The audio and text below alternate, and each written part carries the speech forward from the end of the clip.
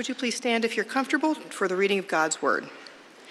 Today is two readings from 2 Samuel 11, and I will just do them. One's really long and one's really short, so I'll go right from one to the other. In the spring, at the time when kings go off to war, David sent Joab out with the king's men and the whole Israelite army. They destroyed the Ammonites and besieged Rabbah, but David remained in Jerusalem. One evening, David got up from his bed and walked around on the roof of the palace. From the roof, he saw a woman bathing. The woman was very beautiful, and David sent someone to find out about her. The man said, "She is Bathsheba, the daughter of Eliam and the wife of Uriah the Hittite." Then David sent messengers to get her. She came to him, and he slept with her. Now she was purifying herself from her monthly uncleanness. Then she went back home. The woman conceived and sent a word to David, saying, "I am pregnant." So David sent this word to Joab, "Send me Uriah the Hittite." And Joab sent him to David. When Uriah came to him, David asked him how Joab was, how the soldiers were, how the war was going. Then David said to Uriah, "Go down to your house and wash your feet." So Uriah left the palace, and a gift from the king was sent after him.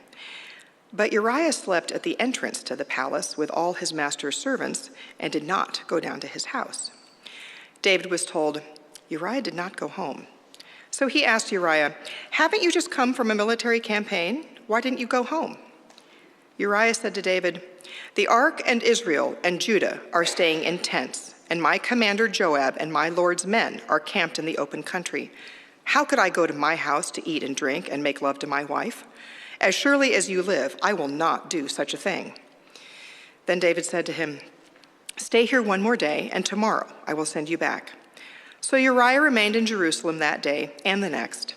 At David's invitation, he ate and drank with him, and David made him drunk. But in the evening, Uriah went out to sleep on his mat among his master's servants, and he did not go home. In the morning, David wrote a letter to Joab and sent it to Uriah. In it he wrote, "Put Uriah out in front where the fighting is fiercest, and then withdraw from him so he will be struck down and die." So while Joab had the city under siege, he put Uriah at a place where he knew the strongest defenders were. When the men of the city came out and fought against Joab, some of the men in David's army fell. Moreover, Uriah the Hittite died. When Uriah's wife heard that her husband was dead, she mourned for him. After the time of mourning was over, David had her brought to his house, and she became his wife and bore him a son. But the thing David had done displeased the Lord. You may be seated.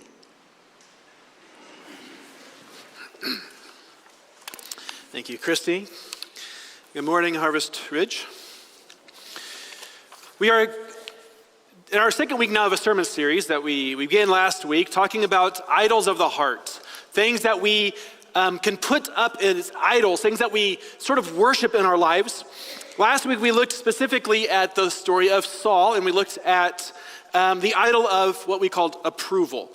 That Saul put his desire to approve, desire for approval, desire to, his fear of others, his desire to gain their approval above what was gaining God's approval or above obedience to God. Now this week we are looking at the topic of control. Now we often go through negative emotions in our lives. I want to kind of list off some negative emotions here. And I want to see just sort of how many of these feel like they apply to your life at this moment. Now I'm not going to ask for a show of hands because this is not really a competition we want to win. But I want to list some of these words and see how you feel like if it sits with you at this moment. So the words anxious, frustrated, fearful, stressed, helpless, angry, bitter, discouraged, hopeless, overwhelmed, or exhausted. Again, no show of hands here, but is it probably correct that many of these words, some of these words at least, apply to our lives at this moment? That we feel some of this deep down, that we feel some of those terms, these negative experiences, negative emotions inside of us at this moment. And I want to suggest that there's many reasons that we might feel some of those negative emotions. But I want to say that probably more than anything, that these negative emotions are the result from our desire to control our lives. These negative emotions result from a desire to control our lives, or alternatively, from our perceived lack of control over our lives. I think you look at every one of those. I'm going to elaborate a little bit on how we experience those emotions related to control, our controlling, desire for control, or our lack of control. So for example, anxious and fearful. These are often the result of not knowing what will happen in the future, or not knowing in a particular situation. And so we worry, we fret, we're anxious that something negative is going to result. We fear that we're going to lose something that we desire, something that we long for, that we wish for. And the result then is that we are constantly anxious. We have anxiety. The terms frustrated or helpless. So these result when we want things to go our way. When we have an outcome, we have a result that we desire, that we want to see come about, and yet we're unable to make it happen. We're unable to bring it about. There's things outside of our control that derail the thing that we wish for, the thing that we long for. And the result is frustration. Frustration is the inability to bring some reality into existence. And then alternatively, helplessness is the inability to prevent something bad from happening. And so we feel discouraged or hopelessness in relation to our control or desire for control of our lives. Words like discouraged, or that was frustrated, helpless. Words like discouraged and hopeless then, these result when we become negative of our ability to ever control things. When we feel like we're never going to impact this world, when we have no control over what's going to happen, the result is discouragement and pessimism, hopelessness. And then words like stressed, overwhelmed, or exhausted. So these emotions, they result from our attempts to control things. We are constantly on guard. We are reacting to every situation. We're paying attention to all of these things in the air, preparing, planning, checking, double checking. Also, we can just control or manage our lives so that we can guard against unforeseen scenarios, things, negative things that we don't wish to happen, or we can manage these unwanted outcomes. And as a result of constantly trying to manage, constantly trying to control and navigate and manage, we are left tired and exhausted. Now, at the root of all of these negative emotions, many of these negative emotions that we experience in life, and even many of our sins, our actions that are sinful, is what I would call an idol of control. And as I said last week, these idols, they make for very poor gods to worship. Now, I call it an idol here, not because having control or desiring control is itself wrong or bad. Right? All of us, we all want good things to happen to us, and we want to avoid bad things in our lives. And so obviously, if we have the ability to make good things happen, or we have the ability to avoid bad things, then of course, that's fine and good. That's not the problem. But control, though, it becomes an idol in our lives when we see some result or some outcome as necessary for our value, our significance, our meaning, or our happiness. If ever I think that if I could just manage this aspect of my life, if I can maintain control here, if I can bring about some result or prevent something from happening, then I will be happy. Then I will be fulfilled. Then I will have a meaning or a purpose, or I'll have value in this life. If only I can do X, Y, and Z, then my life will matter. And if we ever think that, then we have made that thing, that result, that outcome, an idol in our lives. Now today, our passage, we're going to look at the life of David in 2 Samuel 11. It's a well-known story. If you've been a part of churches for a while, you've probably heard or read this story, in which David commits adultery with a woman named Bathsheba, and then ends up murdering her husband, Uriah. And this is I would say, sudden and shocking fall in David's life, especially in light of the fact that for much of the scriptures, David is kind of portrayed positively, that he's seen oftentimes in a good light. But then literally in just a few verses, David's life takes a rapid nosedive.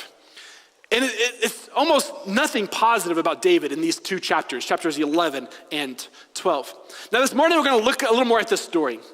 But as we do so, I want to ask, what does it look like then when we have an idol of control in our lives? What does it look like to have when we have an idol of control in our lives? Now again, by an idol of control, what I mean is, what does it look like when some result or outcome is most important to our significance, our meaning, and our happiness? And it's more significant than what God thinks or says about us. And that's what I mean by an idol of control. And so here I have kind of 3 points that we're going to kind of track from David's life that I think demonstrate an idol of control in his life, and then I think we can measure it in our life as well. And so when we are worshiping control, when control is the idol of our lives, then we're going to see, number 1, that we become blind or indifferent to God's purposes. Number 2, we see others as serving our purpose or our pleasures. And then 3 is we deceive or we manipulate in order to protect ourselves. So let's look at these then in order. So number 1, first point here, we worship control when we become blind or indifferent to God's purposes. Now this point is a little bit outside of our passage, but I want to recall kind of some details from David's life from before. So if you remember, David was this shepherd, right? He was a shepherd prior to becoming king. Now, shepherds were not well thought of in that world, in that day and age. In fact, they were kind of seen as like at the bottom of the social hierarchy. They were looked down upon by sort of everyone else in society. And yet, despite David's humble beginnings, despite having no rightful claim at all to the throne, nothing would have ever made you think that this person deserves to be king. Despite not having earned or deserved this position as king, God, however, graciously chose David to be a king of Israel. Now, what's significant though, is that God appointed David to be king, not because of how great David was, not because God wanted to reward David for some achievement he had done, but God chose David to be king with a purpose in mind. And when God, I want to point back to this, when God chose David, he told him back in 2 Samuel chapter 5, God told David, I am appointing you to be the shepherd over my people, Israel. Now what's interesting here is that that's an unusual way to describe a king as being a shepherd here. Now David was a shepherd before, so he knew that a shepherd had 2 primary responsibilities. So first of all, they were to protect the sheep. So whenever danger came, a wolf, a lion, some sort of predator came upon the sheep, it was the shepherd who would personally put his life on the line in order to fight for, in order to save the sheep. The shepherd personally fights for the sheep. That's important. We'll come back to that. So that's one. And secondly, the shepherd, though, cared for the sheep. So the shepherd, his job was to make sure that the sheep had food, that the sheep had water, that there was shade and rest on hot days. Now what this conveys to David is that God's will and purpose for choosing him, again, is not because of something great he had done, but God chose him in order to rule for the good of the people, to fight for and to protect and to care for his people, Israel. That is why David was chosen. Now keep this in mind then. I want to look back again at verse 1 of our passage. Verse 1 of our passage. It says, in the spring, at the time when kings go off to war. Now notice here, the author's telling us when kings go off to war, sort of implying here that the king, David, should be with his soldiers, right? But then notice, however, what comes next.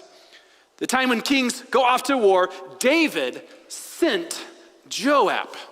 So that's David's top commander.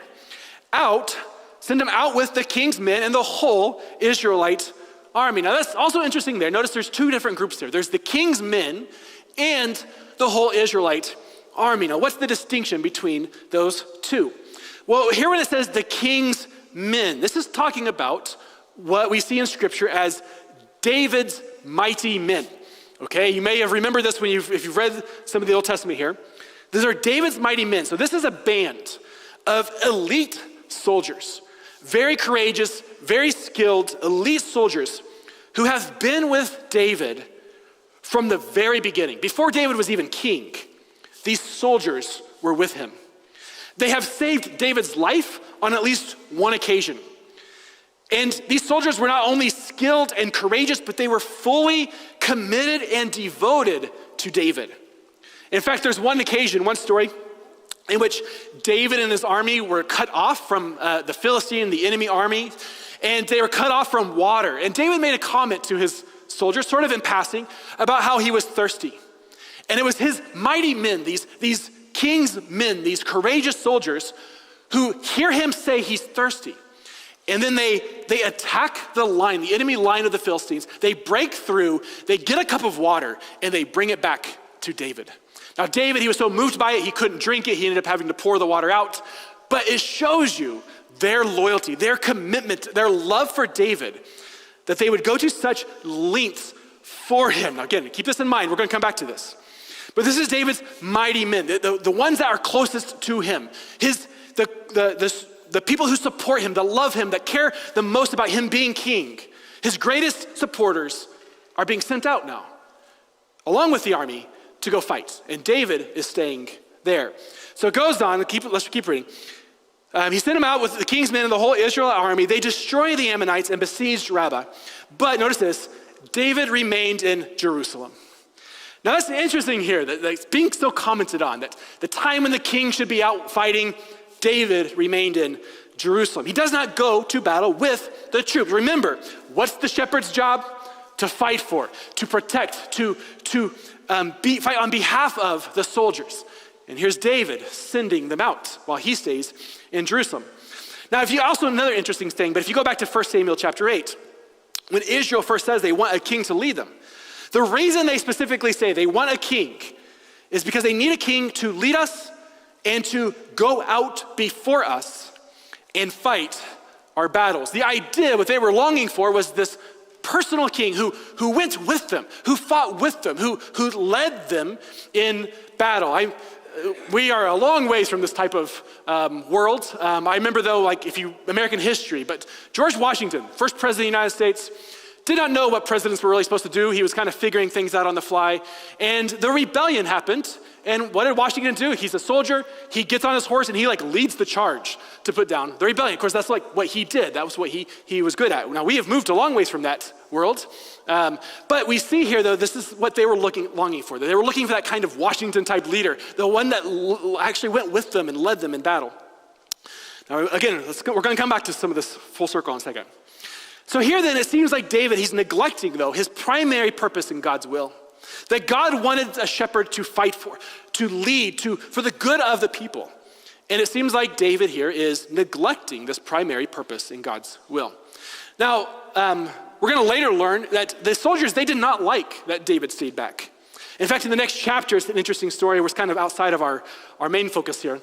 But in chapter 12, Joab, the commander that was sent out, he's about to take a city. And Joab sends a message to the king, to David, and he tells David, come join us, which is an incredibly audacious thing for a commander to tell a king to do. But Joab threatens David. He says, if you do not join us, if you do not come, then when I win, when I take this city, I'm going to name this city in my honor, not your honor. And it was at that point, David rallies the troops and he comes and joins the battle. Joab essentially threatened him there that he was going to steal his honor if he did not join the battle. So it's just a bad look for David all around. This is just two terrible chapters in David's life. But the point here that I want to make in all of this is that God gave David this assignment of shepherding the sheep, the people of Israel. David was to fight for the protection, the care for the people. And yet, what we see David doing instead is staying back, neglecting sort of this purpose that God had for him. And then this leads then to the second point. Point number 2, when we worship control, we see others as serving our purposes and pleasure. When we worship control, we see others as serving our purpose and our pleasure. So rather than serving God's purposes, David sees others as serving his purpose. Now here, I want to read for us verses 1 to 9 of our passage. And as I do, pay attention to this word, or two words, the words sent and sinned. Sent and sinned. How many times they occur in these 9 verses? So let's read it together, starting back in verse 1 again. In the spring, at the time when kings went off to war, David sent Joab. So rather than going out himself, he sends Joab out with the king's men and the whole Israelite army. They destroyed the Ammonites and they besieged Rabbah. Then David remained in Jerusalem. One evening, David got up from his bed and walked around on the roof of the palace. Now that's interesting here because evening is usually not the time when you're just now waking up. And so maybe he was just resting. Maybe he had a short nap in the evening. We're not really sure, but either way, that seems like an odd detail for the storyteller to add to this. Not really otherwise important that he was waking up at that time, but it does seem like it's a bad look for David, that maybe he's just kind of there at the palace, not fighting because he's just sleeping during the day. That could be part of this story. So in the evening, David got up from his bed, walked on the roof of the palace. From the roof, he saw a woman bathing. The woman was very beautiful, and David said, here's another example, David sent someone to find out about her. Now, at this point, David's just inquiring. He's not taking any actions. He's not doing anything himself. He's just inquiring. He's gaining more information. He sent someone out to find out about her. The man said, this is Bathsheba, the daughter of Eliam, and the wife of Uriah the Hittite. Then David, after that information, sent messengers to get her. She came to him and he slept with her. Now it started here with inquiring and then it ends with adultery. Now she was purifying herself from her monthly uncleanness. Then she went back home. The woman conceived and sent word to David saying, I am pregnant. So David, notice this, sent this word to Joab. Send me Uriah the Hittite. And Joab sent him to David. When Uriah came to him, David asked how Joab was, how the soldiers were, and how the war was going. Then David said to Uriah, go down to your house and wash your feet. In other words, make yourself comfortable, stay a while in your home. So Uriah left the palace, and a gift of the king was sent after him. But Uriah slept at the entrance of the palace with all of his master's servants and did not go to his house. Now, maybe I'm wrong here, but I think I counted at least 8 occurrences of that word sent or sinned in those verses. And you notice, though, there's a downward spiral associated with that word. First of all, David sends Joab to go off to war while he stays behind, even though kings were expected to be with their troops in battle. Then David sends messengers just to inquire of Bathsheba. But then he sends messengers to get Bathsheba. And it's interesting that it's mentioned how in those 2 stages. And I think this passage, again, it reveals to us sort of the downward spiral of sin. That it started with one decision, not to go to war with his troops. One of the primary purposes that God had for him as king. And then, because he wasn't at war when it was time for kings to go to war, he sees Bathsheba bathing. But then, rather than looking away, he sends someone just to inquire about her. And David, at this point, he's probably thinking, what's the harm? What's the harm in just gaining a little more information? What's the harm in knowing a little more about this person? But the problem is, by the time the messengers returned, I don't think it mattered what their answer was at that point. I don't think it mattered to David that this was someone's wife. Rather than here protecting and caring for the sheep of Israel, here, David cares only about his own pleasure and enjoyment. And so when we see others as serving our purpose and our pleasures, then we are worshiping at the altar of control. Point number 3, we worship control when we deceive and manipulate to protect ourselves. We worship control when we deceive and manipulate to protect ourselves. No, I'm not going to read all these verses again, but I'll kind of summarize here. David, he tries to cover up his adultery. He thinks if I can get Uriah, the husband, to come back and to sleep with his wife, then no one other than Bathsheba, of course, will know about David's sin. In other words, he can kind of get out of this without a lot of people finding out. Now you see, simply controlling, though, others for your benefit and pleasure, that alone is never going to be sufficient. Because it's not enough just to control them for your pleasure or your benefit, but now you have to manage the results and the consequences of it. You have to manage and cover up now the consequences and the results of that decision. David learned this the hard way. He thought he could easily manage and control the situation. But the problem, though, that David had is that Uriah was a person of strong character. And David was not able to control him, manipulate him in the way that he wanted. In fact, Uriah here, it serves as a contrast to how far David has fallen in this moment. So look here at verses 10 to 11 of our passage. It says, David was told, to verse 10, Uriah did not go home. So he asked Uriah, why haven't you haven't you just come from a military campaign? Why didn't you go home? Uriah said to David, the ark and Israel and Judah are staying in tents, and my commander Joab and my lord's men, the king's men, are camped in the open country, which is where, by the way, David should be. How could I go to my house to eat and drink and make love to my wife? As surely as you live, King David, I will not do such a thing. Man, the contrast here is shocking. Uriah is such a noble character in this passage. And so David has to resort to another solution to manage and control his problem. And so David writes a letter basically ordering Uriah's death. And he gives that letter to Uriah to give to his commander. There's one more detail here that is interesting to our story that I think often can get overlooked easily. So not only is Uriah a person of this noble character, but he is someone who is extremely devoted and loyal to David. So I mentioned earlier about how David had these mighty men.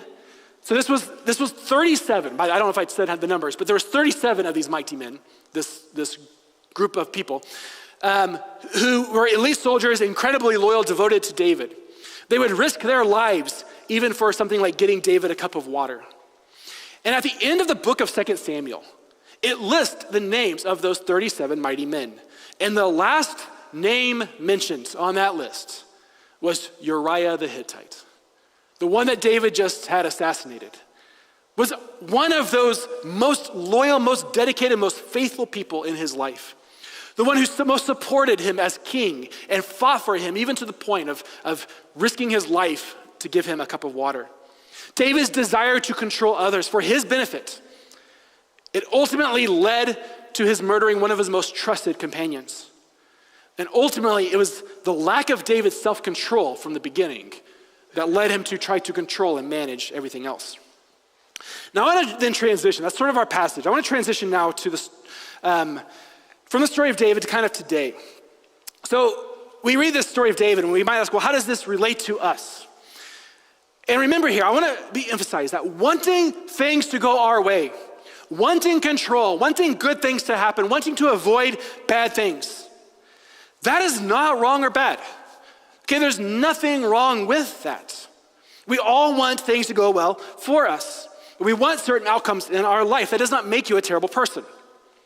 But when we make a good thing, like a good outcome, into an ultimate thing, then we have what I said last week is a disordered love. When our hope and our identity and our satisfaction is dependent on certain things happening, certain results in our life, then we've turned a good thing into an idol. And what we learned from David's example is that the idol of control is a terrible God to worship. It will always let you down in the end, and it will always disappoint. It will come back to harm you in the end. The pastor, Tim Keller, I listened to a sermon on him of his recently, and Keller was talking about these two different women that he had counseled in his church. And they both had strikingly similar situations. So both women were married and they had teenage sons, and both of their sons were sort of going off the rails. They were getting in trouble, they're causing problems. And also in both cases with these women, their husbands remained very distant and uninvolved and aloof from the family. And so both these women, they put a lot of blame on their husbands for their sons' problems. If only their husbands were more involved, if only they're more present, then these bad things that our sons are doing would stop. It would be good then for our rebellious child if our husbands shaped up and did better, sort of the idea here. And so both women, Keller says, felt a deep anger and bitterness towards their husbands. Keller began to meet with both of them, and he began to talk about God's forgiveness, God's grace, how God did not hold their sins against him. All the sins that they had committed, all the things that they had done against God, God did not hold that against them, but God rather released that sin. He released that, he forgave them, he let it go. And Keller talked to them about doing the same thing with their husbands. Now, the first woman was able to do that. She was able to forgive. She was able to let go of her bitterness and her anger. And in the end, it resulted in a healthier marriage. And that led to a healthier family. It was good for the son. Her forgiveness turned out for the good of the son. But the second woman could not forgive and let go. And what's interesting is that Keller says the reason the second woman could not forgive and could not let go is because her son was actually an idol in her life. Her son was an idol in her life. You see, the second woman thought, if my son is happy, if he grows up well-adjusted and successful, if he loves me as an adult, then I'll know I did something right. Because she thought, I have not done much else right in my life. If he will turn out successful and well, then I may not have accomplished much else. But if my son can turn out great, then I'll know my life had some meaning. My life had some significance. You see, her identity, her worth, her significance to this world, and therefore her personal happiness was wrapped up in her son turning out well. So that if her son did not turn out well, then she thought her life will not have mattered. Her significance, her identity, her happiness, it rose and fell on the success of her child.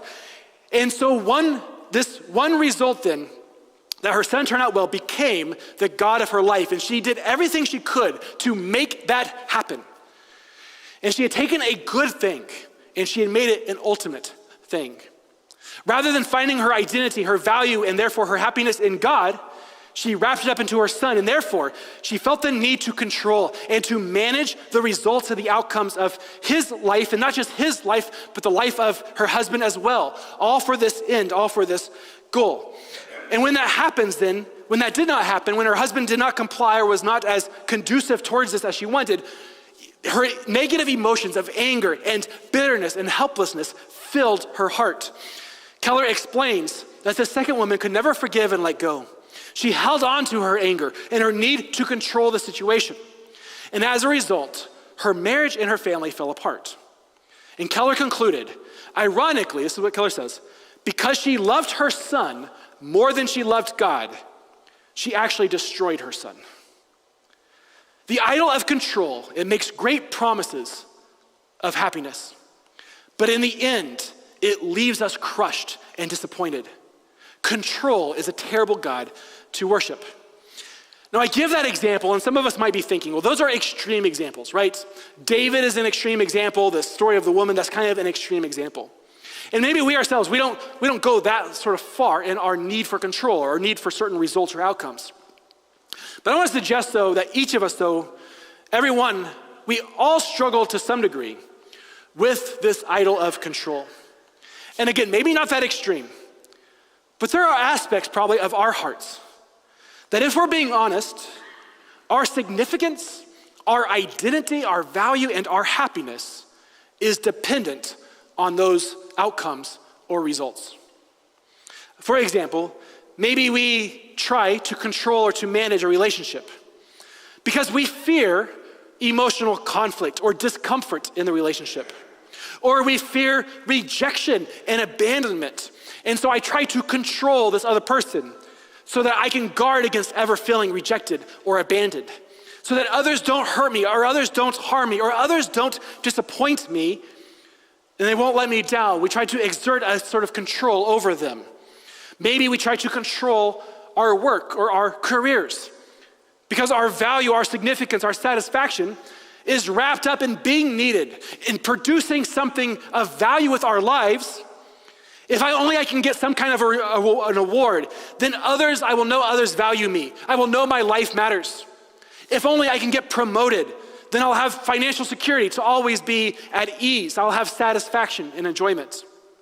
Maybe we seek control over our kids because our value, significance, identity is wrapped up in being a great parent and letting others know that maybe I haven't achieved these other things in life. Maybe I'm not this great person in achieving all this stuff in this world, but my kids turned out this way. And so our identity gets wrapped up into being a great parent. If my kids can turn out well, then my perceived failures won't really matter that much. Maybe we seek to control our futures. If I can plan out every detail, if I can avoid disappointment or failure or loss, if I can control my future, then I will always know that I will be safe and secure. Maybe we seek to control our circumstances. If only I had this, if only this thing was different about my life now, if only this kind of relationship was better, then I would be truly happy and satisfied in this world. And we spend so much mental and emotional energy trying to control these aspects of our lives, all because it promises some sort of meaning and happiness to us.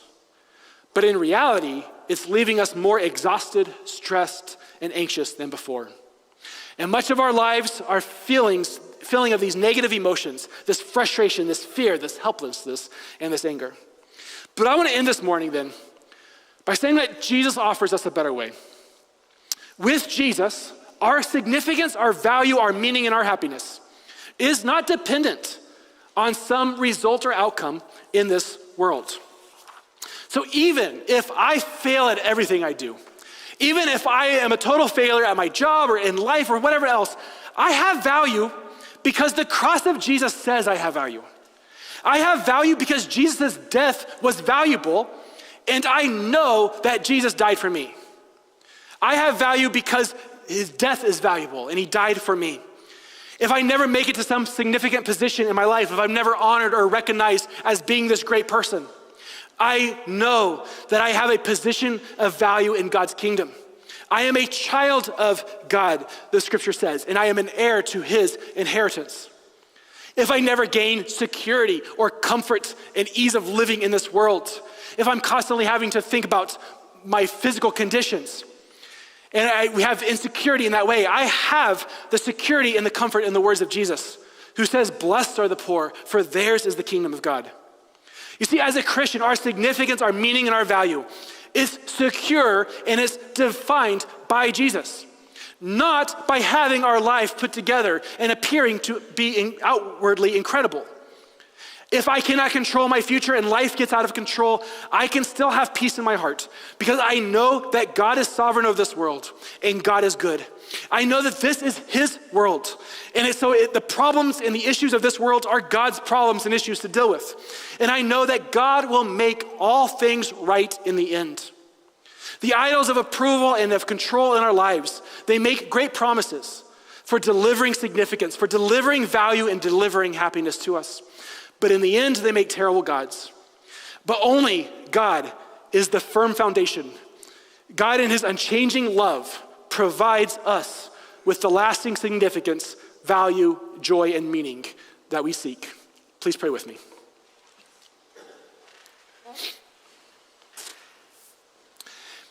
God, we confess that we often get wrapped up into thinking that if only something could happen, if only things could go a certain way, if only I could gain this or control that, then I will be happy, or then I can find ease, or I can find comfort, or I can find peace in my heart. And God, as often the case, we find that when that does happen, we are often disillusioned. And we recognize that these are poor gods to follow. And God, I pray that you would help us, Lord, to see you, to see the true you as being beautiful and worthy and something worth desiring and seeking after. So God, help us to cherish, Lord, the cross and its message that we are loved, that we are valued, that we are accepted, not because we have our lives together or because we have everything perfectly arranged in our lives, but because your death is meaningful and you died for us. And there's nothing that can take that away from us. I pray, God, that this would be a source of joy, a source of peace and comfort to us. And Lord, that it would shape the way that we view this world and we view our lives in it. And God, that we would just live lives for you, for your kingdom, and for your purposes. Amen.